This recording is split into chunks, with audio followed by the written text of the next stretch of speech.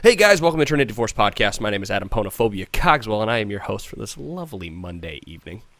As we sit here with Chira Jaden. Hey. And Weldon Green. Hello. Hey, Weldon. Hi. Hey, thanks for Welcome coming back back, on. man. Yeah, I was about to say, Thank it's you. been a while, but Yes, very yeah, fun. it's great.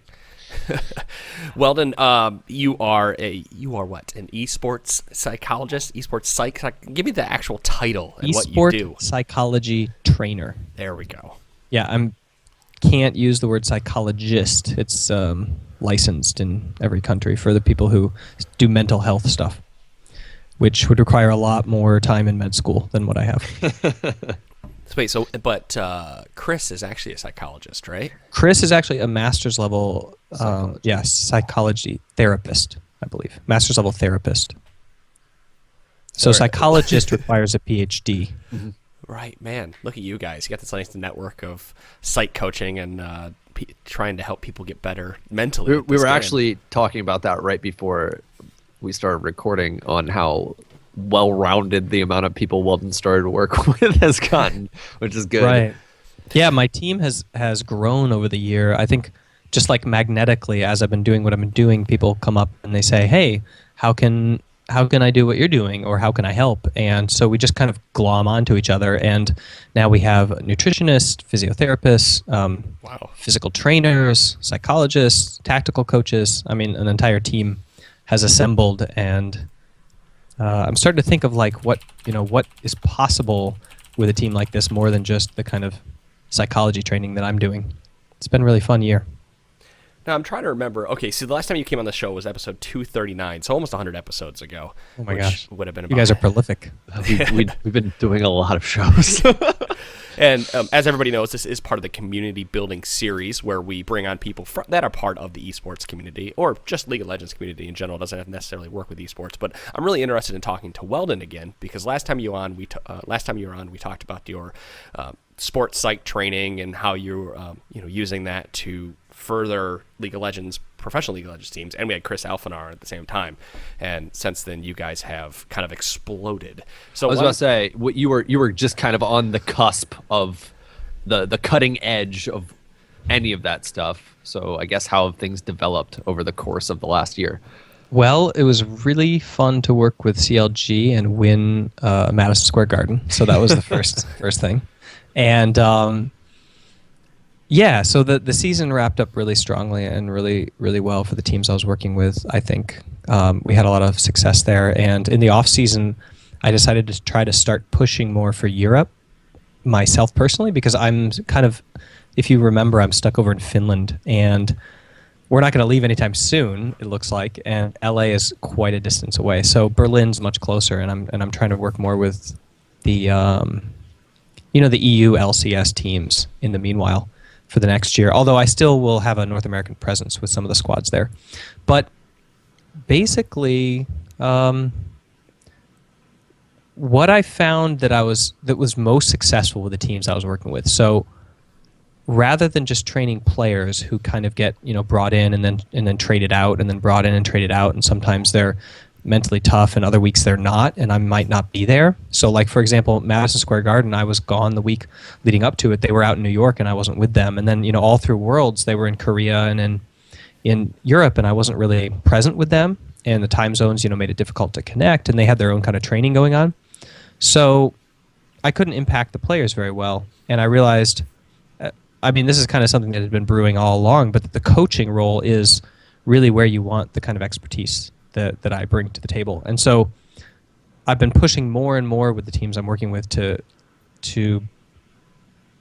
kind of bring their coaches more up to speed with what we're doing, what I'm doing with the players, and bring them more into the loop, and also to train them, to meet once a week and just kind of go over what they could say in a pep talk, or what is this player's motivational triggers, and what is this guy, how is he going to get more mentally tough by the end of the month? Like, what does he need on his plate, challenging him to grow? And that's been a lot of fun, because I like working with the coaches. They all have really strong ambitions to create championship teams, and players sometimes have strong ambitions to just kind of survive through the day, and they just want to like have enough to beat the person in front of them, and sometimes their ambitions don't extend beyond that. The other day I was watching Double Lift's stream, and you obviously worked with him throughout this last split because he was on CLG at that point.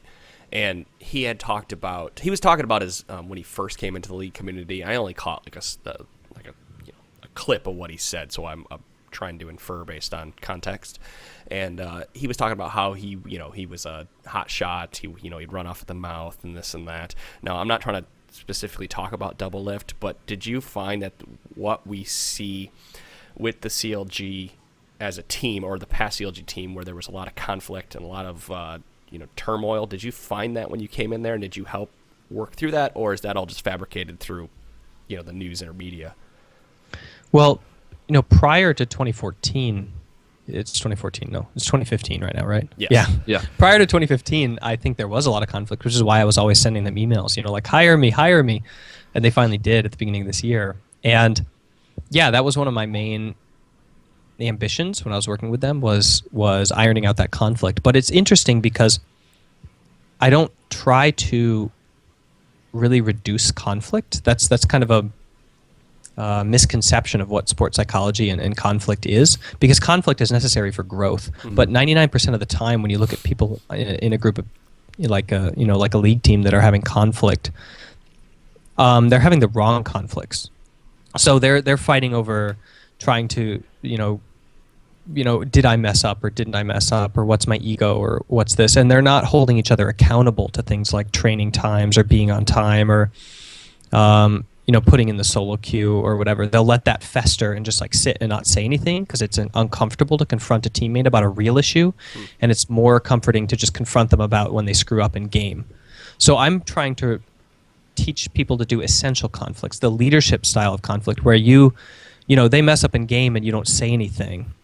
You avoid the easy kind of like sniping conflict, but then afterwards you get them at dinner and you confront them about what they really want out of this life that they're choosing for themselves, and are they really going to put in the kind of training that they need to have more than 2 champions in their stable or whatever. And so I think that great leadership requires the right kind of conflicts, and so I didn't try to necessarily reduce the amount of conflict on CLG, but I tried to make it more meaningful when it happened. Now, working with CLG, were there like any big hurdles or anything that you tried that really challenged you as a psych trainer? So there were 2 kinds of hurdles. The first one was just structural, like I was in Finland and they were in LA, and so we tried to solve that by coming out to LA a couple times for live training. Actually, I think it was just one long extended week that we had together. But then, maybe anything that you didn't find from the Wolves that CLG had differently, or anything that really pushed you in your training? I think we may have. No, I'm still here. I'm just thinking, okay. Because I really think that it was incredibly fertile ground.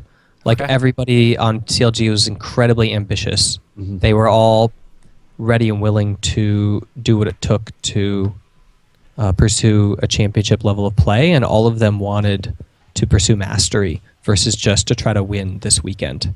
And so they were willing to do the kind of like groundwork that's necessary to win more, in a month and 2 months and 3 months from now, and not just like try to Band-Aid fix stuff for the next LCS match.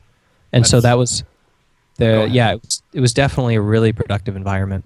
That's and refreshing the coaching to hear. staff as well.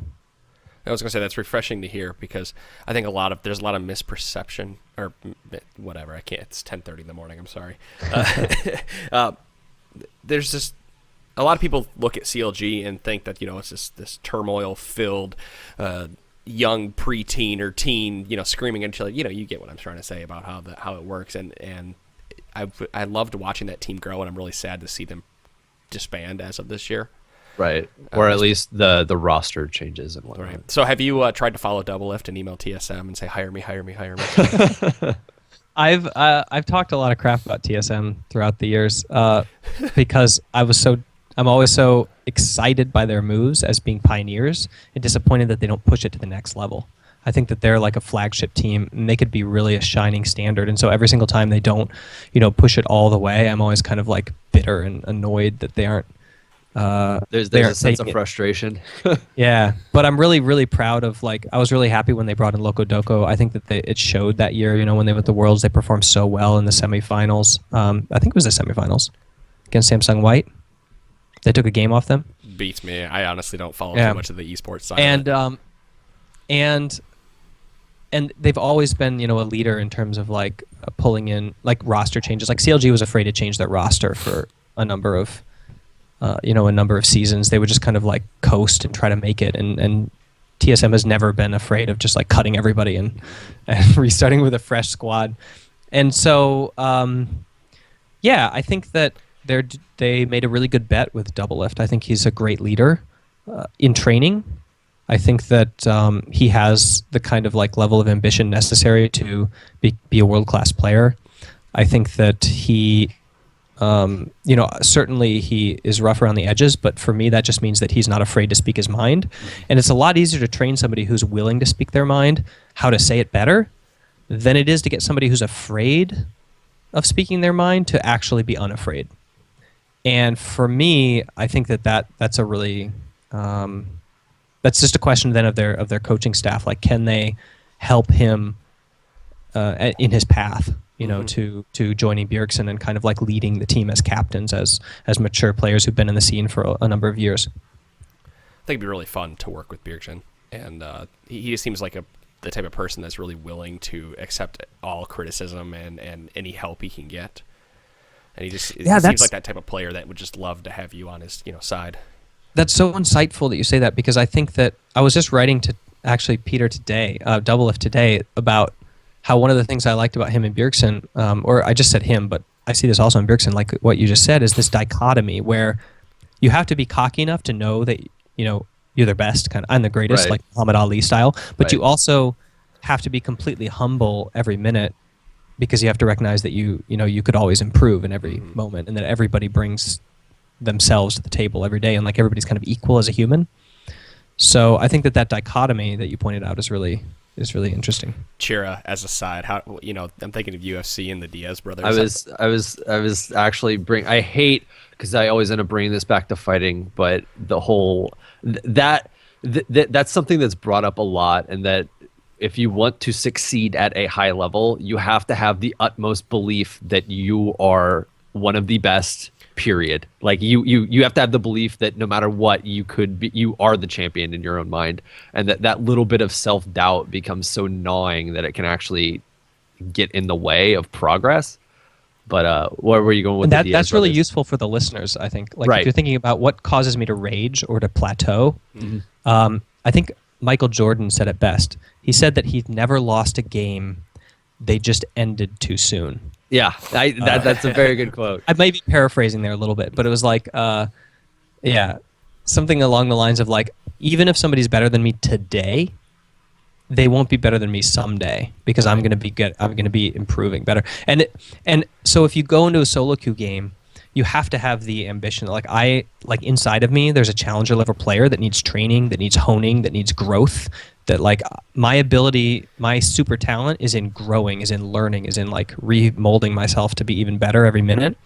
And so even if my opponent here is like outplaying me today, like I just have to make sure he won't outplay me tomorrow, the next day. Right. But then you have to have that humility, or else you just get all ragey. You're like, oh, come on, I should be in diamond. My teammates are holding me down. That's It probably. I was gonna say that's honestly the thing that it's not holding me back anymore, because I'm pushing forward on it. But like I still have those moments where I'm like, this guy isn't that good. And truth be told, my opponent's actually pretty decent. And I'm just trying to talk him down to make myself feel better. But I find myself doing that, and I gotta stop and go, no, he's better than me. But next time I'm gonna be better than him. But That's that really smart. entire thing, it comes down to just a redirection of energy from looking at something. Like, it's a perspective change, and being like, okay, this guy isn't good, why am I losing to him? Is like, okay, I know what I should be doing here. Let's focus on what I can do to turn around and show how much better I am than him, rather than getting caught up on what just happened. When you have Jonathan Carter on the show, which I don't know if you have him on the show yet, but you definitely should. No, we haven't. But introduce us so we can, please. He's a U.S. military sports psychologist. So he trains soldiers on like how to be better leaders and how to be more mentally tough.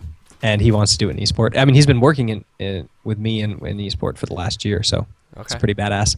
But oops, I don't know if I can swear on your show. Oh, of course you can. You can say whatever the fuck you want. Buddy. We had Sky on talking about dickheads. Described it as like the pub crawl of podcasts. So it really is. That's pretty much how we are. Honestly, as you can get away with.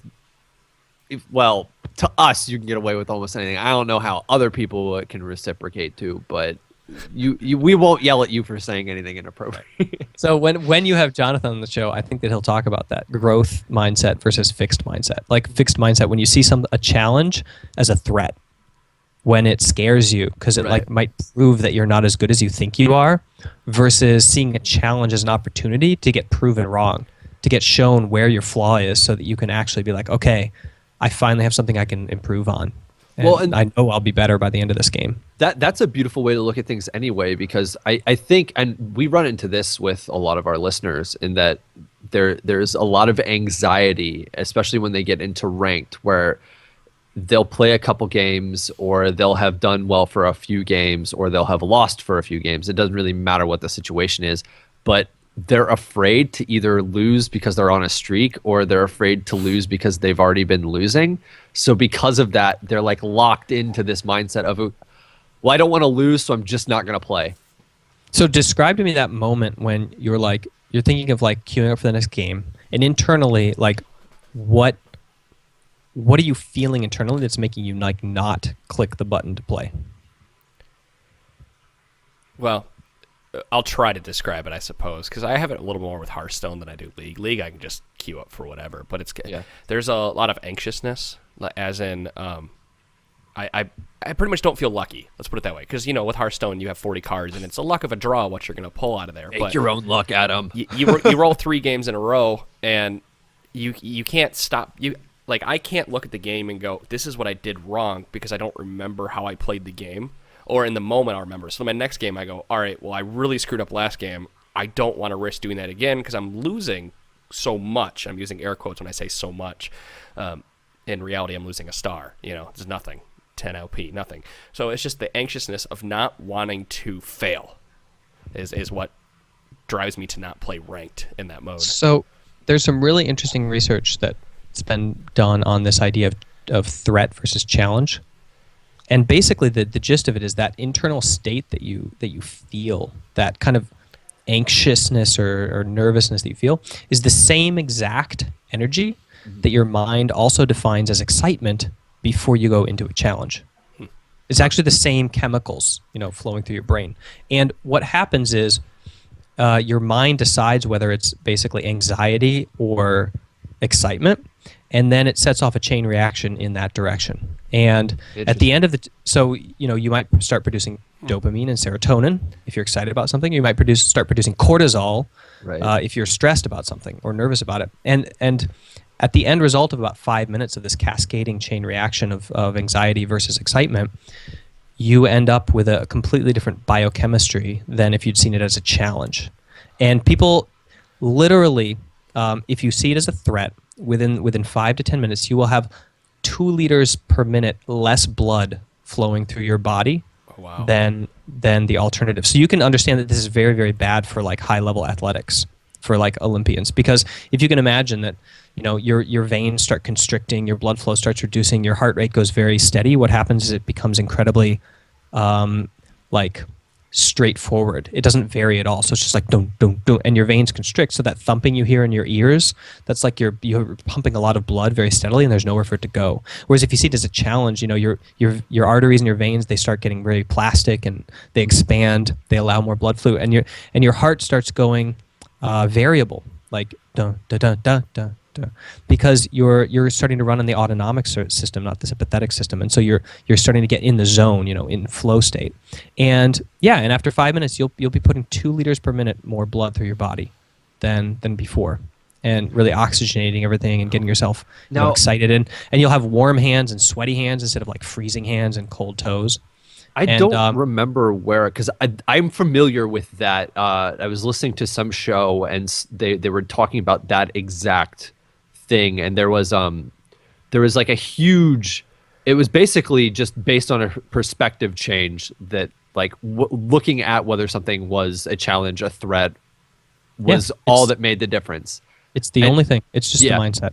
And it like they even outlined a way you could actually turn that into a habit to make things a little bit easier, at least to kind of, I guess, life hack your way and to start to see things in a better light, because it functionally improves your mindset when going into things in every other portion of life, whether it be gaming or, real life challenges. Instead of looking at something in a fearful manner and having your stress levels shoot up, you can just look at it as a challenge and be like, okay, let's go on this roller coaster ride and hope for the best. Wow, I did never. That's crazy. It's something that your body can that your body can have two different reactions for the same, I guess, chemicals or the same scenario. I never thought about it that way. I think I'm gonna try to reprogram myself with that. Like I think look at this as a challenge, because that's what I do when I go into League. Like I'll play. Like recently, I've been playing Lee Sin a lot because he's so mechanically intensive. He can do so many different things in the game, and there's so many things I have to think about. And when I drop something, I think like earlier I forgot to shield Sean, and I went, okay, I need to make a mental note of that. I need to do that. But it's challenging and it's fun and it's engaging, and I need to find that in other aspects. Yeah, I think a lot of people do this subconsciously. Like they'll go into a game like World of Warcraft and they'll purposely pick a subpar champion for a role, and then they'll main that role. They'll be like, I want to be like a paladin tank, back in like alpha when there was no paladin. I was gonna say last vanilla. expansion, paladin tanks were pretty good, but yeah, they are now. But I'm talking about like in vanilla. Way back and, when it wasn't when and warriors when they had no threat. They want to make sure that in every situation they're like fighting to prove themselves, which is an incredibly good mindset for challenging yourself versus being on top and looking down the mountain and seeing all the people climbing up. Like if you're the like premier warrior tank and you've got like 6 other warriors in your guild that are all striving for your position, like you go into every raid like terrified that you're gonna screw lose up your spot. Yeah. So I think that I think people forget that our brains are essentially governors. Like they control almost every system in our body subconsciously, and they monitor them all as well. Like your brain knows how much oxygen and how many how much glucose there's in your blood and how much what is the red blood cell that hemoglobin. Hemoglobin, yep. How much hemoglobin you have, and if it wants to produce more. And we can't control all these processes, but we do through mindset. And actually, there are some people like Wim Hof. I was about to say, do you do any breath training, or do you advocate for breath training? Because there's a lot of people that do that to calm themselves down or to even like get themselves ready for certain things. I know the Wim Hof method is. There's a couple of fighters that are like really big advocates of that right now. So I don't know how applicable that is to other situations, and I'd love to hear about it. Yeah. So for those of you listening who aren't aware, Wim Hof is like a expert in regulating his body's systems that are usually subconscious, or I don't want to say subconscious. I'll say automatic, that are controlled by governors in our brain. And he wants to kind of tap into that. And he does it primarily through breath, through a form of meditation. And he can do things like measurably boost his immune system and his core temperature, which are the two main things that he can do. And I think that the breath is very unique in its ability to be used as a meditative tool, as a way of controlling your body. Because a couple unique things about the breath. Your breath is always with you, and it's always present. Well, you're doing it all the time, whether you recognize that you're doing it or not. And now our entire listening base is breathing manually because you mentioned breathing. Yeah, and your breath is always in the present. It's never in the past or the future. So when you want to face a challenge that's happening now and your brain is trying to run away from it, like into the past or the future, like your breath can center you in the present moment. And also your breath is connected to your entire torso. So we carry a lot of our stress, in our pelvic girdle and in our lower back and all these places that should be expanding with breath and moving with breath and just staying active, and instead we hold it all in stasis and we start chest breathing, and it has to do also with the amount of oxygen you have in your blood, which of course there's these physiological reasons that the breath is useful for that too. But I do mindfulness training with all my athletes, which is basically using breath control to focus on the present moment. Yeah, we just got done the podcast before this one. We had Chris Alfanar on, and he had grabbed 4 or 5 people from our network and did mindfulness training with them. And I'm sure he shared the results with you, Weldon. And he had just mentioned what he'd gone over, what he had seen, what or people did and whatnot. And so that was it's been really fun to watch that grow and that mindfulness grow since the last time we had you guys on talking about it when you first started. So I'd like to just kind of switch gears here since we're about a half an hour in and start talking about the coaching side, because you had just started a new subset of your business or a new business for the coaching. Can you talk more about that? Yeah, so I mean, I work with elite teams, but I'm not sure if predilection is the right word, but when I went to study sport and exercise psychology, I didn't really give a crap about elite athletes at all. Like I wasn't in it to go and take the best people in the world and like help them become percentage better. Right. I didn't really see a lot of value in that as far as like changing the universe, changing the world for it to be a better place. I was like, okay, these people got it together. They're, gold medal winners or silver medal winners. They want to win gold, So I was like, all right, whatever, figure it out yourself. I want to help the people who can't figure it out. But that's not where the money is, sadly. So I had to start somewhere. And the truth of the matter is the same developmental tools that I use with elite athletes apply very well to athletes at any level. And my focus when I was doing my master's was actually on youth sport. So youth sport is by default not a developmental engine for the human condition. Like if you just throw a bunch of kids on a soccer field and tell them to fight it out, and you give them modern rules and stuff, a lot of times they will end up worse off than just an average human who didn't engage in sport. And we have this backed up by research on people in NCAA who go through, youth sport and team sport, and they end up worse off morally, worse off, on justice scales, worse off as far as like cheating and ethics and everything than the average human being. But then you have the opposite. You have people who end up like super matured and developed by their sport experiences. And it turns out the key variable in that is the leadership or the coaching that they had during that experience. So just one good leader or one good coach as you are growing up through a competitive environment can put you years ahead in terms of, improving your life and developing your life, becoming a leader, becoming an entrepreneur, just all of these metrics of growth that we have as humans. And I think that's kind of the beauty of youth sport and why it sticks around, and like what everybody wants to believe that its purpose is. That's why we spend so much money putting our kids in sports teams and really celebrate that competitive edge. But I think that I truly believe that that's possible in esport. Esport is a competitive environment. It's not very different from any other youth esport or youth sport environment in that it provides a competitive outlet for team-based competition, and there's a winner and a loser. And if you have that environment, you can cause the same kind of situation as you would with a youth soccer team or a youth football team. And so I can't unfortunately go and coach every single youth team in the world, but I can train coaches who can go and do that and do it with a set of what we call social and emotional skills learning, like a toolkit that allows them to use the competitive setting to help their athletes develop the skills that are transferable to other areas of life. Let's be real. I mean, not everybody is going to become a professional player. Mm-hmm. Many people aspire to, few people get there.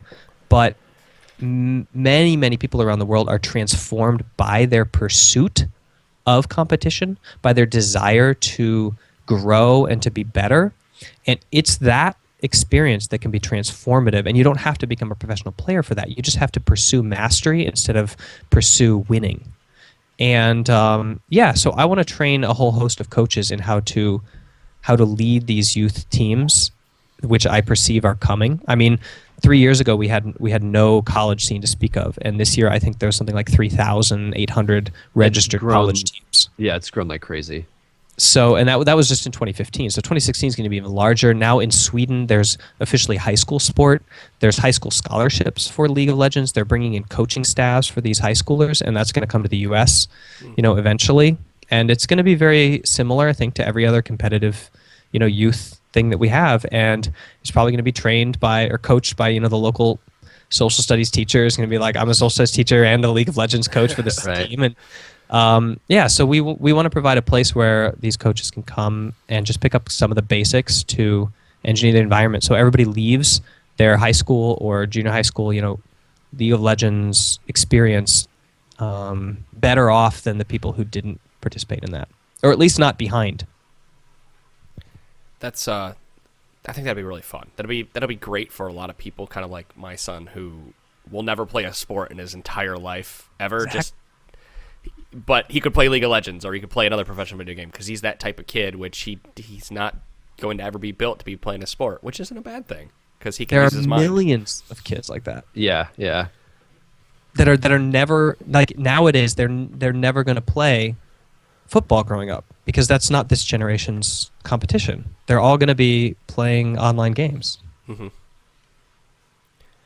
I'm excited. I really hope that makes its way in the States in the next 5 to 6 years or so. Well, I mean, it's already live, by the way. Yeah, the barrier for that sort of thing is also way lower than, like, let's say if you wanted to compete at a really, really high level in certain physical endeavors, and that if you just didn't get the luck of the draw genetically, you had no chance, and at least now you can jump in and, like, hey, you can develop some hand-eye coordination and stuff over time. There's still going to be people that, are just hardwired to be able to play better, but you're not going to be as limited as you could be otherwise. So what kind of training are you doing, or what are we exactly teaching these coaches that they're not going to get elsewhere? A lot of the stuff we've been researching in sports psychology, we look at youth coaches and what makes a difference between somebody who ends up with a bunch of, like, motivated and dedicated people who can kind of control their own destiny at the end, and somebody else who ends up with a bunch of, like, followers who just go where the leader says and don't think about what they're doing or why they're doing it. And it has a lot to do with social and emotional skills learning, which is learning how to take leadership and ownership of your own situation in life, and how to better it. And you can do that on a sports team. Like deciding, okay, I want to be a better player. What does that take? Okay, it takes eating a certain way. It takes waking up at 5 a.m. Okay, it takes it keeps doing my homework so that it doesn't distract me. All these, like, sort of things like discipline. And so what we're training in the network is, I call it network because that's the name of the company. It's Esport Coaching Network, or esportcoaching.net. And we're let's see, I have the curriculum here. Maybe I could pull it up. But basically, we're going through a beta phase right now where we're training a bunch of different stuff. And a lot of it is related to like elite level coaching. So how to squeeze the most out of your top end athletes. So we have a set of nutrition. This weekend, we actually have a 2-hour workshop on how to critique players. So like, let's say you're coaching a bunch of players in League of Legends. How do you critique their movements in a team fight or something like that, especially if some of them are higher ranked than you or better than you in the game officially? How do you find things to have them improve on, even if you technically are soliciting them for advice on what decisions they should be making? And there's a system for doing that. I think the presentation this week is by Robert Bennett, and he's going to talk about the 5 C's of critiquing. And, we talk about things like how to get into a fixed mindset versus a growth mindset, how to manage a team of 5 people, how often you need to keep in touch with them, on a one-on-one level, and what you should talk about, what questions you should ask to help them face challenges and grow. Is that a paid presentation, or is that Chris had mentioned you did some free presentations on Twitch? We're having a weekly show now. It's on pause this week because it's vacation time, but it started last week. And we're going to be talking about this stuff and taking questions about coaching in like a live show, kind of like what you're doing. I don't think we'll ever have as big an audience as you guys, but I'm sure you'll make but it it's one day. Esport coaching. You'll definitely get there with your knowledge base. but then the training we're going to certify people at the end of this. We're going to have certified sport coaches. And so right now it's kind of like a beta group. And if you are interested, it's not too late to join because we're not launching the certification until March. And we're going through all the training right now. And you'll see it on esportcoaching.net. Like if you go there, it's just a splash page. I'm gonna have to take a look at that because I'm going there right now and bookmarking it. Within the network. What our Patreon? I'm not sure if you're familiar with what we do on our Patreon, Weldon. Yeah, I am. Okay, but I'll just throw it out there. We do the replay reviews, right, for the $25 chunk where people will send us a replay, we review it, and one of the things thankfully we've never had to fight this, but it's one of the things I need to make sure that our reviewers know whenever they take into review is that you can't tell the person something they did wrong, like outright, like that was wrong, you have to we have to make a suggestion for how they can change it rather than say you fucked up. Instead, you infer that they fucked up because it makes the person feel better. And we found that, you know, through a lot of feedback, and I'm sure you know all about this and probably can expand on a little more, has helped us give better replay reviews and give people more information because they don't feel like they're being accosted by us. And I thought you could speak a little bit to that, or about that mentality and how you could work through that when you're coaching somebody. It's interesting that you bring that up too, Adam, because that's not just something that goes amongst coaching as well. When you look at like certain models, at least during a lot of the coursework that I was doing while I was in school, one of the big hits on when you're trying to persuade people to do certain things or to look at things in a certain way, the things that are the least effective and the most unpopular are when you go and you just criticize, but you offer no alternative to how to improve. And I think there's a lot of people that do that, or there's too many people that are ready to just shit on anybody and say whatever they think on somebody doing something badly, but all they do is just crush someone, and they don't ever offer an alternative to, hey, you did this wrong, but this is what you could have done and it would have been better. Right. And I think that, like, that's no surprise, because that's by default how we're wired. Mm-hmm. Like, when you enter into an encounter or relationship, like, you want to win, or you want to prove that you are smarter, or you want to, you know, at least look cool, or you want to say something like that. And that, like, I ask people what their goals are when they do something like that, because they're like, if your goal is really truly that the person who is listening to you ends up being better, then you should be saying the thing that they need to hear, not the thing that you want to say. Mm-hmm.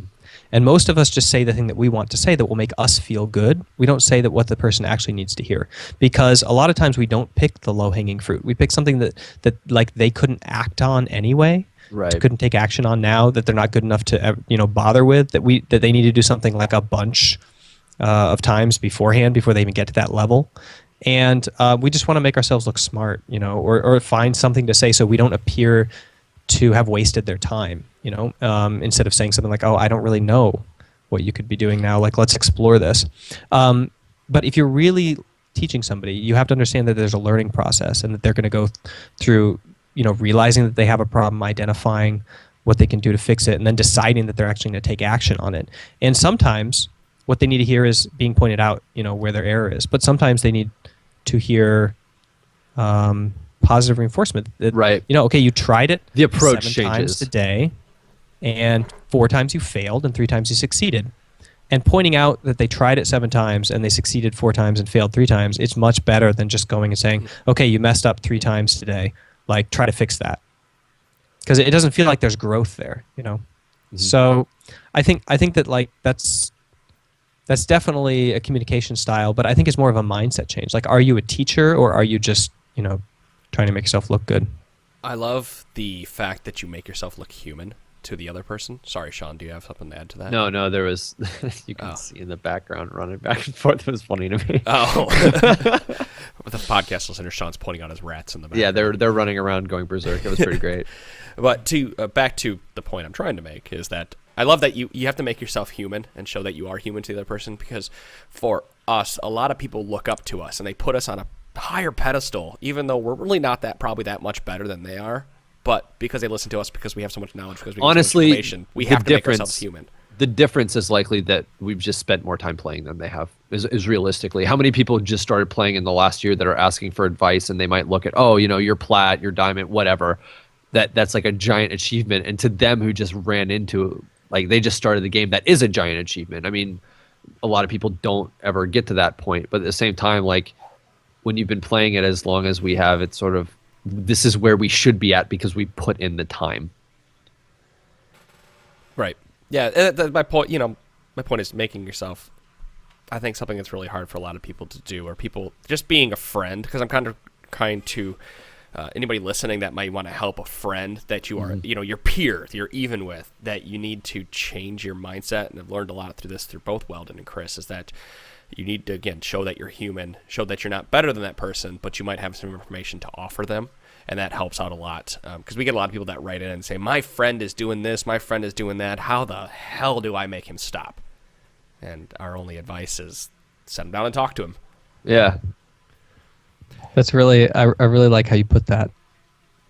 Makes a lot of sense to me when you phrase it like that. And I think it's so, it's such an interesting question for people to ask themselves when they call you and they say, hey, my friend is, screwing up every single game I have, and I tell him to stop this one mistake and he keeps doing it. Mm-hmm. So then you really have to ask, like, well, do you want to help him learn not to do it? If so, this is the process of change that he needs to go through, and these are the kind of things that you need to provide him, like first awareness and then support and then, coaching and then, mentality, and you're going to have to sacrifice and service that person as a teacher, as a mentor during that. And it's not going to be easy. It's going to require extra work from you. But if the answer is no, no, I just want him to stop making that mistake, then that's fine too. Like, we're inherently selfish as humans, and you don't have, we're not asking you to go and become your friend's teacher, but then you just have to find a mindset that allows you to play with people that you like without suffering and complaining about it, because you have to be real. Like, you're not going to be the person who sacrifices to make them better. So then you have to deal with the consequences of that, which is that you get to play with a crappier player, and that's just how it is. Now, Weldon, I'm hoping that I'm going to put you on the spot and hope that you can give me some tools to use, because recently I've been playing with a lot of listeners, and the listeners range from anywhere from bronze 5 to diamond, right? Just okay. Pick the litter. Well, I'll get a bronzy in there. Like, we're talking like bronze 3, bronze 2, somebody who definitely has a lot to improve on. And they'll screw up, and they always feel like they're, incredibly inferior to me, and I'll offer advice. And I don't mean to sound rude or crash, or whatever it may be, but condescending is probably the best way to put it. How can I, in the middle of a game, and you understand how chaotic the game is, offer advice while not making it sound like I am being condescending? Because I'll say, hey, you should have started W because of this reason. And then the person always feels like maybe I'm I should have known this, or like it gets. And do they ever get defensive, or do they just say, yeah, okay, thanks? Or like, what's their reaction? A lot of time, we played a game earlier today, and the response immediately was like, oh, okay. And like that's fine. I will have some people that get defensive, but the majority of people are like, okay. That's all they say is okay. So, it sounds like what you're describing to me is a one-sided problem. Like, they're excited about the advice, and you're the one who's struggling to. Yes. Okay. Yes, it's a one-sided problem. I was curious if you could give me or anybody else who might do this. You're having a hard time coming to terms with advice. Yeah, well, it's hard for me to come to the terms that I am a person. I've done 321 episodes, right, of Trinity Force podcast. I am still having a very hard time coming to terms with that. I'm using big air quotes, celebrity, and that you're an expert, and I'm an expert at this game, and I know a lot. I can help people. It's hard for me to accept that. Right. So first realize the process you're going through is like you're being looked at by a guru of people who want to learn what you know.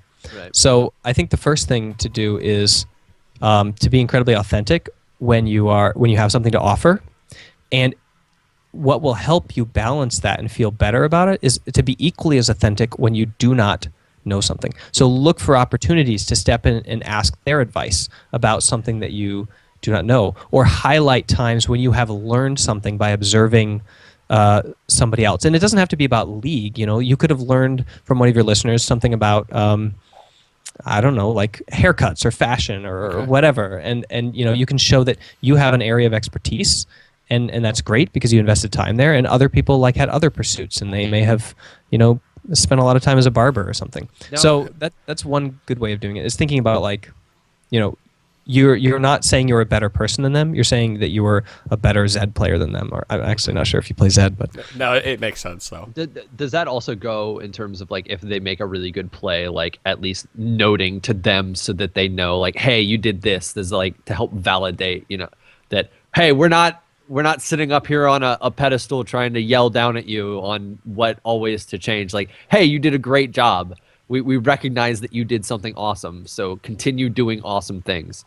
Yeah, if it's real. I mean, you can praise people like that, and a lot of Gotcha. times, like, it costs nothing for you and it means something to them. But I think even more impactful is when you actually learn something. When you see them go in and you're like, oh my God, they're gonna wait, they just killed him. And you're like, wow, I just learned from you that you could do that with Caitlyn Right. at that item point or that Did level you just point, able and I to didn't flip know that fight around? And so that can change lives. Like when you point something out to a person at that point, like that's really powerful compared to just praise about being aggressive. But I think that like what you're talking about is also like promoting people to be less afraid of aggressing, which is key because aggression is what drives all growth. I mean, if you don't encounter a situation and push yourself over and over again and fail at it half the time and succeed the other half, you're not going to get better at it. You're just going to spend your time practicing stuff you already know how to do, which isn't as useful. I think what I need to start doing, and this is helping me have a better understanding of how to help people, is that I need to put a notepad next to my computer and just write down notes. As if I'm dead, right, I can write down a quick note. Like, I'm gonna pick on this listener, and I'm sorry, I'm not actually picking on you, but he started cull, the item cull, and that item is not the aggression you lose early game isn't worth the gold you pick up into the mid game once that item is finished, right? And you're putting yourself at a disadvantage. And trying to explain the math and the reasoning behind it when you have 10 seconds to do it in the game is you can't do it. All you can say is don't start call, sell that item, right? Mm-hmm. And then I want to be able to explain that to the person after. So instead of them going and buying Dorans every single game and not knowing why, I can say after the game, this is why you need to start with this item. And this, and have the conversation about that one piece. And that's not like a play that was made in the game. Everybody can remember what Cole does, and I can talk about it. And I think that's just talking out loud here. I think that's something I'm going to start doing here in the future to help anybody I'm playing with. Yeah, that sounds like a really sound strategy. Good tactical. Yeah, I'm trying to figure out any way that I can to bring more information to my listeners and then give them a more reason to play with me, I guess. I think what you're talking about is the idea of, you're doing the second thing I was going to suggest, which is the second thing I was going to suggest was in a long-term way. If you want to fall into this role, if you want to lean into this role that you're finding yourself in, then it's really important that you pursue that and that you try to be better at it for the sake of the people that you're bringing value to, for the sake of your listeners. Like, you have to be the best, advice giver that you can be.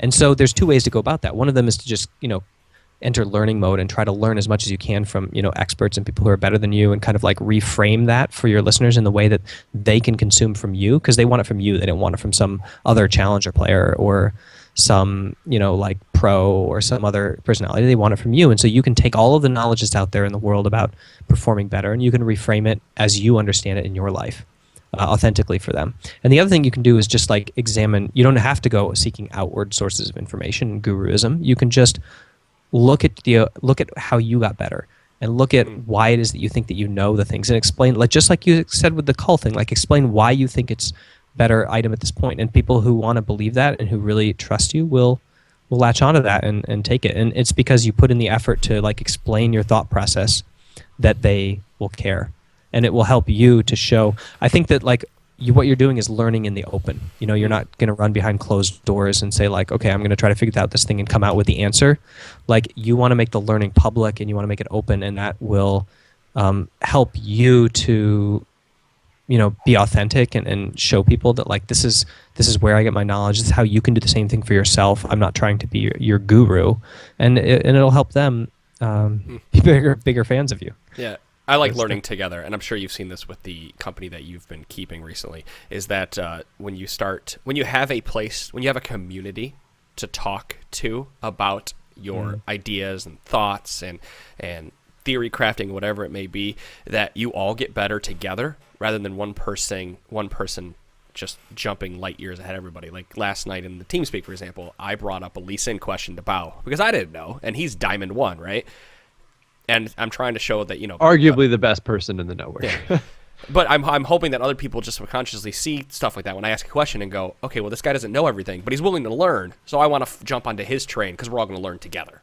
Right. And so that's the whole point of this community building thing, to wrap this all back around, is that we're all learning together and we're all trying to get better at league or life or job or whatever it may be, and you need to surround yourself with the people that will help you get there. And honestly, those questions are great too, because I know when people ask me things that I don't know, then I have something I want to go and test out so that I can answer that question later if it's asked again, or I can follow up with them again when they ask me again. So I think that's just a healthier way to look at things. I don't know what it is, but I mean, I know from Adam and myself, like just over the course of doing this show, we've both become way, way, way more relaxed players. Like, you should have seen us 3 years ago.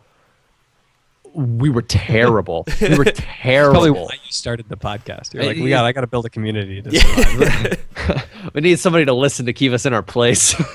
No, I just need somebody to talk to because I just have so many damn thoughts and ideas running through my head. It's interesting too, because Adam, I don't want to necessarily put you on the spot for something like this, but this used to be a situation like 6 months ago. We used to do some fan game stuff, and then you'd play a few fan games and be like, all right, I need to take a break from fan games for like 2 weeks because I actually feel like my skills are diminishing a little bit, just because like the quality of play isn't as much.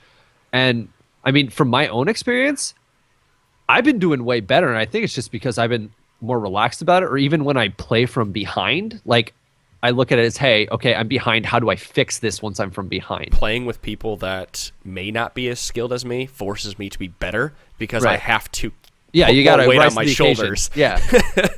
And I have to sit there. And I found myself doing this today. I'm like, all right, we're behind by 4 kills. What do I have to do from this situation with items I have to make this happen? And I thought it would, and we didn't. But hey. And, we'll run into a game like we did this morning when we played, where we were down 16 kills in 20 minutes.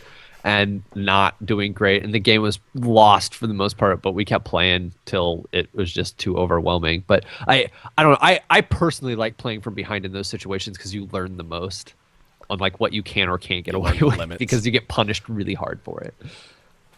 As we alienate Weldon a bit here going on. I have so many thoughts running through my head now just listening to that. Hey, I think use them. I like that you have grit to play behind. Because I think that the most fun sensation for me is when I have a team that actually wants to play from behind, and like when things get bad, they get gritty instead of like crying and giving up and being like, I just wanted to stop today. And I would say there's a lot of that in the like, not our community per se, but in the general league community, there's a lot of people that would rather cry than at least attempt and try to work through difficult situations. It has to do with what you're going to the game for. I think if you're going to the game to like relax for an hour after work or after school and just like have fun, or to like get a high rank, you don't want to play for yourself. Then playing from behind is a threat. But if it's like you go into the game to like grow yourself and to learn and to grow your mental toughness and just to like, to like have fun in a very different kind of way, in the kind of way where you feel yourself stretching, then playing from behind is where it's at.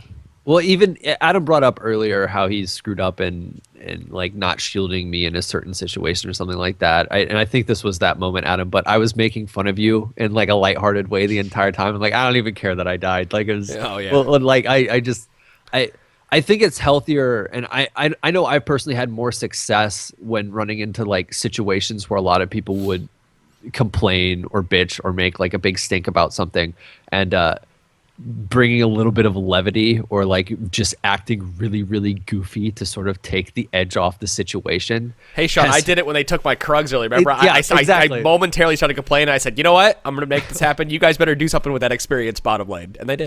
But that I feel that mentality is pretty contagious too, because once the ball gets rolling with somebody doing that, it makes it easier for other people to accept it as well. That is so wise. Yeah. Even people that don't know you whatsoever, they're like, okay, the barrier, I'm frustrated with this, but somebody else is enjoying themselves.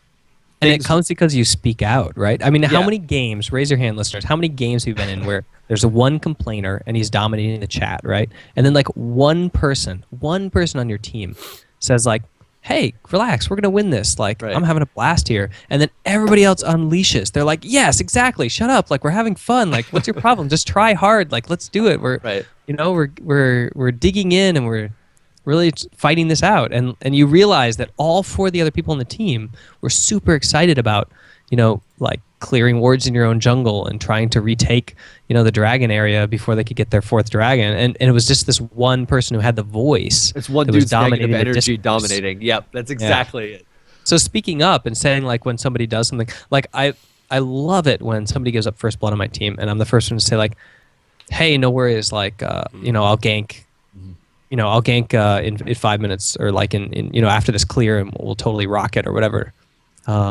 Nice job being up 2 CS, when that went down or whatever. And it just can change the whole outcome of the game because people realize they have allies on the team that are like excited to play after a screw up than a bunch of people who are gonna complain. Honestly, and you could just roll right into if you want to complain about something, or you can catch yourself complaining about something, just don't do it. just don't do it. Just don't Just type don't anything. do it. Or just say something really stupid, silly, and people are way less likely to be Sean, mad you're at you. still the canceller of League of Legends. I know. Well, you were trying to be serious, and you just fucked up your wording, so it's all right. Things get better. Well, sorry, the GG First Blood thing, Sean. Oh, okay. So, Weldon, there's this joke. I had this friend that, and he was one of those people that was kind of a feast or famine player, where he would do extremely well on like a handful of champions, and then he'd want to play other champions and not do that great. But like, he recognized that he was really bad on certain champions, and he'd try them anyway just because he was trying to have fun. But No, this was my buddy Greg. Okay. The most wonderful people in the whole world. And he's like, he could be one of those people that could kind of be toxic, but for the most part, when he was playing with friends, it wouldn't have anything to do with anything. He could be in lane and he could be dominating the lane or whatever, but he would just like randomly be like, all right, guys, GG first blood. Like if he fucked up really bad or anything like that, just sort of, there was no first blood, there was no anything. He just said something to be really, really goofy and to like, okay, somebody screwed up, whatever, like GG first blood. And it just became a thing that's been kind of passing around. I started doing it. Now Adam does it all the time. And it's just I'll miss a ward, GG First Blood. Yeah, Game's GG over. first blood, game's over, we lost. Like he'll ward poorly or something like that. And I over the course of me playing this game, it is so much more fun to just be a silly bitch when it comes to doing things. I've seen way more success, and it takes the edge off people in ranked like crazy. Especially, I had this. I used to tell people like the difference between platinum and any of the ranks below is just platinum players are the exact same, except they have a way bigger ego. Because I was running into gold players that were as good as plat players, but the plat players would get so much more frustrated for a numerous amount of situations. Mm-hmm. And when you run into those people, like, and you're goofy, it really disarms them, and they're way less likely to bitch about things. It's wonderful. So that's sure Jaden's pro tip for the week, guys. Just be silly. Just be a silly bitch. I mean, this speaks so much to what kind of path you're walking. Like, because people are. The path of mastery is really like how much joy you can get out of what you're doing. Like if you're in League of Legends and you've chosen this as an expression of how it is you want to improve yourself, like doing it without joy is just gonna be a painful. It's gonna be a grind. Like that's all it is. Time almost. Yeah. And if you look at people who really take things to a championship level, like they almost always have joy. Like if you look at Faker in solo queue. Like when he screws up, when his teammates screw up, like he's just so joyful to be playing the game that it doesn't even faze him at all. And if you look at Dyrus's career, I think this is a really good example of that. He's a top laner from TSM, an ex-top laner from TSM. You can see how much joy he started with, and how he had like incredible joy in the game, like at the height of his career. And at the low points of his career, you could see how much stress it cost him, and that he was going into games striving to perform instead of seeking joy, and it made such a difference. I would say, I think, and you could, it was one of those things like, I follow a bunch of people on Twitter and all that stuff, but I know a moment, at least in Dyrus's career, that you could feel how bad it was. Oh yeah, for him at least and I think this was 2 seasons ago. It might have been during season 3. I think it was season 3 finals where he was playing Rumble, and he had performed pretty poorly on Rumble because he'd been camped like the entirety of the series Oh, over yeah, and over okay. again on Rumble. And as soon as the game ended, he just immediately tweeted, he's like, "All right, guys, I'll never play Rumble again ever in any chance. he like did that in for a while. any games for Worlds." And then like as soon as the next year came around, he was right back on Rumble. But it was one of those things like during the time when that happened, you could feel how much like he felt he had disappointed himself on a champion that he'd been playing a lot. And it was really sad. I wonder if he just felt like he was disappointing his fans, and he felt like he had too much love, like too much fame too Live up fast. to, maybe. Yeah, and so when you screw up, I mean, you see a lot of people like, sorry to my fans. Like, I wouldn't. I'm not going to apologize to my fans, though. I'm going to apologize to myself. You don't need to live up to fan expectations. You need to live up to your own expectations. Right. I guess is the best way to do it. Yep. Okay. Yeah, why do you really think smart. Ronda Rousey had such a big giant crash rough. after her last loss? A fight. Yeah, that's a good question. I mean, I think that she's probably incredibly robust. I mean, she had a freaking judo career that spanned decades. And her mother's one of the most prolific judoka Right. females. Period. So she's got mental toughness to spare, and I think that like she definitely. I mean, isn't she starring in a movie? She's filming 2 movies. In fact, this is getting away from league, but sorry. I know way too much about the situation. So basically, she is scheduled to fight Holly Holm again, I believe, next June. I was going to say, it's coming up here soon. And she's filming 2 movies in the meantime. So I don't understand how she's going to fill holes in her game when she's filming 2 movies and planning to fight somebody who dismantled her in her last fight. So my intention is to show that like a lot of the stuff that the content she's going to produce for media is going to be like persona. It's going to be Right. planned for sure. I mean, it's incredibly authentic, right? Right. But She's a it's gonna badass. be very Yeah. one directional, you know. And so I don't think that she internally collapsed after the previous fight. I think things like that only motivate her and only inspire her, Which is it's a good trait to have for Yeah. anyone. Yeah, it's a good mindset to have, definitely. I mean, it's the only mindset to have when you are reaching to be the top. You have to, like you said, you have to believe that you're the best in the world, and you have to tell yourself that, and you have to have the dichotomy, the absolute basal understanding that like at any point anybody can teach you a strong lesson about what it is that you do not know. And you have to be willing to accept that mentally. And it's when people can't accept that and they come off and they say, well, that was just a bad day, and not, well, that person is better than me and I better improve or they're going to thrash me again. But that was a fluke. Right. Yeah. Right.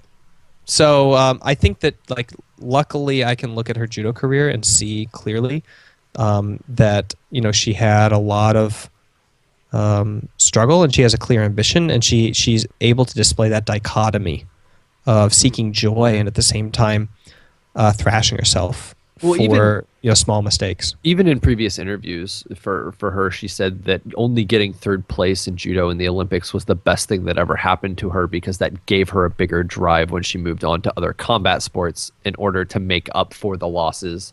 You know, the loss on the big stage that she had received, she used that as a driving factor to succeed way more in, MMA. Yeah, I hope our listeners are taking something out of this, and that's That it's more applicable than just gaming. Yeah, that it That is. it goes all over everything. I wouldn't bring it up if I didn't think it was applicable Yeah. to what we were talking about. And I think the thing that you can apply directly is to look at your style of play and see if you know what it is you can seek joy in, and then decide: are you pursuing mastery, or are you doing this for entertainment? Because if you're doing it for entertainment, then what you need to do is find a way to get into the mindset of like having fun, even when you shouldn't be having fun. You know, handicapping yourself or self-talking yourself into a state of enjoyment, so that you can entertain yourself even if you're losing, right? But if you are actually pursuing mastery, like if you want to find a way to improve, if you want to use League of Legends as a tool for bettering your life, like as far as your nutrition goes, or your physical fitness, or your ability to like work on a team, or where you're going to work in your job, or whatever it is, then there's going to be a part of it that is that is stressful and straining, and you're going to put higher expectations on yourself that you're going to miss, because you have to aim higher and miss it and fail in order to grow. And so that's an entirely different mindset than entertainment, and that's like kind of what I was talking about when I was referring to Double Lift's dichotomy, that he can say like I'm the best in the world, but then like wake up and have evidence that he's not, Right. and be disappointed in himself, but still be happy, still have well-being. That requires a robust kind of mind. Going back a season, I think he even said something when CLG didn't make it to Worlds, I believe in season 4. His quote was, when everybody was still considered him one of the best AD carriers, period, that he's like, we didn't make it to Worlds, so we're garbage. We didn't get to the big show, so we're not good. We didn't get there. So it doesn't matter how good you are on the small stage if you didn't make it to the big one. I think that. But meanwhile, he still thinks he's amazing, and he is. He's a great player. But it's just like, sort of, I guess, show. You have to be able to prove your ability as well. But I think that's going to about wrap this up. Weldon, do you have anything else to add, or anything we didn't go over that you're like chomping at the bit to talk about? Oh, we kind of covered a lot. MMA. I told you previously that you just come on, we'll fill an hour, no problem. we don't even need it. We don't need any extra info. You can just come and talk. It's wonderful. I love think some news stuff, maybe an inspiring story. So keep an eye on who I'm coaching in the ULCS. I think it's going to be really fun this year. I think I'll still be doing stuff with CLG. They're looking for like an in-house development coach, because I think that like I was pushing them to kind of like try to find somebody local who can really hit at the players every single day. So hopefully you guys have all applied if you think you're good at the job, and right. That'll be fun. And I've been producing content for about 3 years on my blog, and I finally decided to turn it into like a mastermind group. So if you want access to me and you want to join my community, you can check it out at mindgames.gg. There's free membership as well as different levels of hanging out on the weekends in mastermind meetings and stuff like that. And then of course the new company that my team and I are founding, which is esportcoaching.net, specifically for esport coaches. You don't have to want to go professional. This is for people who want to coach in any aspect, whether it's their kids' team or their friends' team or whatever. The local live scene is really booming right now, and it's only going to grow and it's only going to increase. And I think that coaches benefit every single environment because it gives a third perspective. A second perspective. Whether that's for League or any other game that might be on the horizon as well. Yeah, we're focused right now on CS:GO and League of Legends, but we are doing very little game-specific training right now. Actually, we're doing none almost. Of course, we're going to bring that in, but right now we're in beta, and so we're focusing on coaches coach people. They don't coach the game. Right. That's the first fundamental error that a lot of coaches make. They go in and they try to be an analyst. They think that being an analyst is coaching, which is not true. I mean, that's what Loco Doco did. He went in and he used his background training growing up as a Korean and mentoring his kohai and his being mentored by his senpai. Like, he had those default skills, so he was able to come in and be a fairly decent mentor and coach. But then he really, to develop himself, he just focused on his in-game knowledge and his analysis. And teams are recognizing that you have to bring in a coach of people, not a coach of the game. Right. Because that's what coaches do. Is they motivate people and they understand people's motivation and they unlock them. So yeah, that's what we're focusing on right now. Mindgames.gg. And the inspiring story is keep an eye out for Michael Phelps too. I think that a lot of the principles that we talked about on the show today are going to be highlighted in the coming upcoming Olympics. Like Phelps, he had 3 Olympics and he went, he kind of did he have 3 or 4? Gosh, now I'm blanking. Oh my gosh, I think it was at 3. Anyway, Beijing, and then was his big one, number 2, and then or number 3, and then London. And you could tell that he was petering off, right? By London, right. Like he was coasting, and he was on fumes, and he actually lost one of his main events. And he had some. You can read about this on Sports Illustrated. I think they did an in-depth interview with him. But he had some tough stuff in his life come up, and he got arrested for drunk driving, and he went into like a long-term kind of therapy, and he had for the first time psychology training, like sports psychology, mentality coaching, and he had people asking him the hard questions, like, what do you really want out of life? And he realized that he wanted to pursue mastery instead of competition. Like, instead of just proving something, he wanted to prove something to himself, and he wanted to pursue the best that he could be, and use swimming as an expression of that, as an outlet of that, kind of like what a lot of people are doing in League of Legends. And he's leaner than he's ever been. If you look at him, he's sharper than he's ever been. He's training less yardage than he's ever trained, and he's swimming faster. And he was banned from the World Championships that happened a few weeks ago in Russia. So he swam a meet in Texas at the same time, and he beat everybody. He beat all the times that they swam at the World Championship. That's funny. And he's approaching the speeds that he hit with the speed suits when they were legal. Really? So I think he's going to be terrifying at this Olympics, because I think that he's actually trying for the first time in his life, which is a really scary thing. Terrifying. That is terrifying. That's terrifying to think. That's almost that's kind of along the line. God, bringing this back to MMA. The same thing with like John Jones after his whole drunk driving, arrest, potential jail time that never happened, all that stuff. And like you see pictures on his Instagram now that he's kind of like focused, like, oh my God, that man is turned into a monster who did not care or train that hard for fighting in the past and was just more talented than everybody. It's like now you're bringing talent and like trying hard into it. That's a whole different monster. Yeah. Why do you think Ronda Rousey said getting bronze was the best thing? It's because she was like, okay, I got that far in talent and on my pedigree and my mom's coaching and stuff. Yeah. Now I actually want to try. Yeah. And she never lost. To get out of my way because I'm going to rip your arm out. All right. I think that'll end the podcast for today. Weldon, thank you so much for coming on again.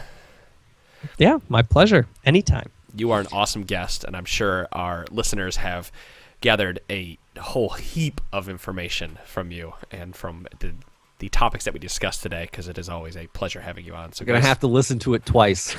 I think you're going to. We covered a very wide gambit of topics throughout this over an hour. But guys, that is the Trinity Force podcast, episode 321. Thank you so much for listening. I'm not sure if there will be a second episode this week. You listen to it. We might record on Wednesday. We might not. We're going to talk internally. If not, guys, enjoy the new year, and we will see you in 2016. So thanks so much for listening. See ya. See ya.